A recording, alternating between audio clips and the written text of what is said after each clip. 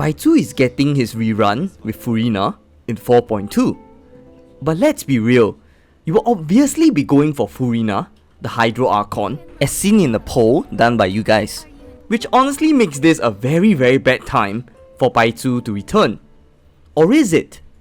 Based on my previous video, I mentioned how Hoyoverse is basically releasing characters that synergize well with each other in the banners. This to give you that dilemma on deciding on who to pull for, thereby in the hopes that you'll spend more money on the game.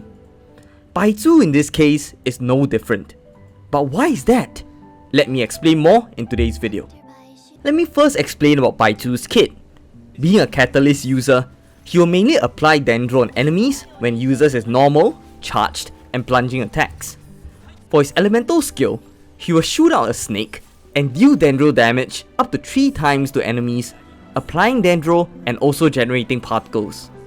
After which, the snake will return to Baizhu and heal the entire team based on his max HP. If there are no enemies nearby, the snake will just return and heal the entire party. For his elemental burst, he will summon a Dendro shield to protect the active character.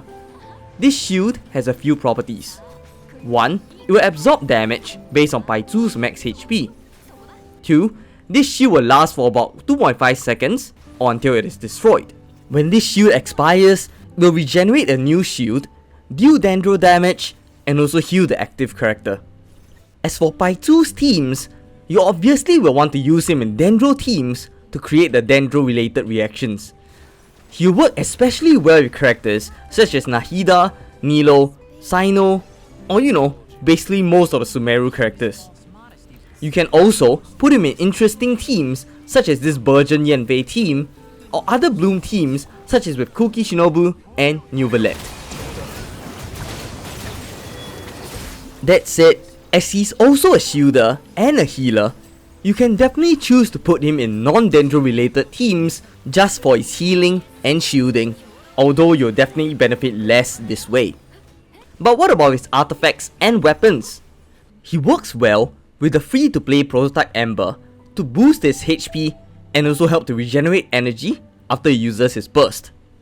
For artifacts, I'm personally using the 4-piece Deepwood memories on him to help to reduce the enemy's Dendro resistance, although you can definitely use HP boosting sets such as the 2-piece Varroxia's Glow or Tenacity of the Millilith to increase his shield strength and healing.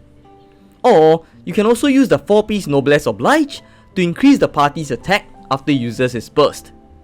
So, now that we have gotten all of these out of the way, let's talk about Baizhu's pros and cons. Regarding his pros, Baizhu firstly is the only character who can heal his entire team with the press of his elemental skill. Other characters who can heal the entire team easily are Mika, Barbara, and Jean. However, all of them rely on their elemental burst, which is unreliable as you will need to first charge up their burst in order to heal. With Baizhu, you can definitely heal every 10 seconds, which is amazing. This makes him amazing to pair with Furina, given that Furina requires party members' HP to be above a certain amount to power up her elemental skill and also provide a higher damage boost for the entire team through the fanfare she gains when the party members' HP increases or decreases. Baizhu can hence easily help to provide the increase with the press of a button, while characters decrease their own HP with Furina's elemental skill, which thereby allows not only for Furina to deal more damage, but also increase the damage boost she can provide for the team. Baizhu is also extremely versatile with his kit. You can apply Dendro, shield, and also heal the active character all with its elemental burst. Often, you will have to contemplate between having a shielder, a healer, or both, but with Baizhu, you can now easily just use him and have the extra slot for another damage dealing character. This versatility also makes Baizhu very versatile and suitable for many different teams, not just for Dendro reactions, as I've mentioned earlier in this video. This is especially true given that the Fontainian DPSs so far require both healing and shielding to deal damage, which makes Baizhu a perfect teammate for them. What's more, the constant Dendro application every 2.5 seconds is possibly better than Nahida in some scenarios.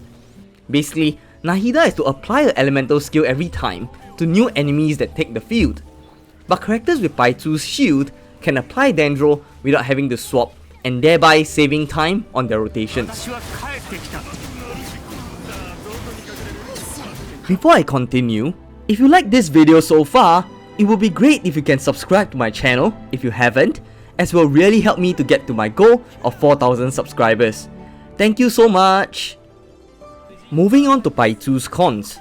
While Baizhu is a catalyst user, which by right can make him a good driver, the issue is that the range of his normal attacks is so small that you literally have to be in kissing distance with the enemy to actually apply Dendro with him, which could be an issue at times.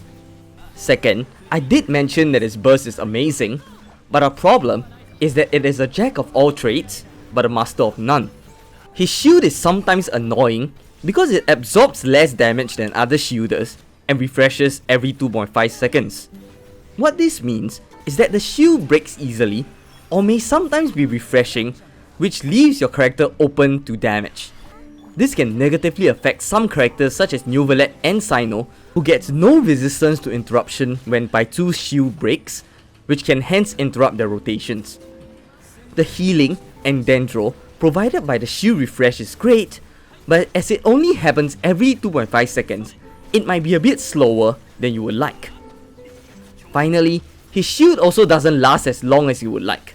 At 14 seconds, it sometimes expires before you can finish a character's rotation, so it is key that you time your burst right before using the on-field DPSs for maximum effect. Third, Baizhu has energy regeneration issues. His elemental skill doesn't generate as much particles as you would like, despite having an 80 energy burst cost. This means that you'll not be able to get his shield up as much as you would like, which is a downside compared to elemental skill shielders such as Layla and Zhongli, who can easily apply a shield with a press of the elemental skill. Of course, you can swap to energy recharge weapons or energy recharge sands for Baizhu, but it will take away from his shield strength and healing if you do not use the HP boosting artifacts. You'll hence need to decide which is better for you. So, having covered everything, let's answer the main question of today's video. Should you pull for Baizhu in 4.2 after you got Furina? Baizhu is honestly really amazing given the easy healing of his entire party and his versatile elemental burst that will definitely benefit the Fontaine characters as well as teams with Furina. However, of course, the main issue here is that he is of the same banner as Furina. Is he worth the gems that you would have used for Furina instead?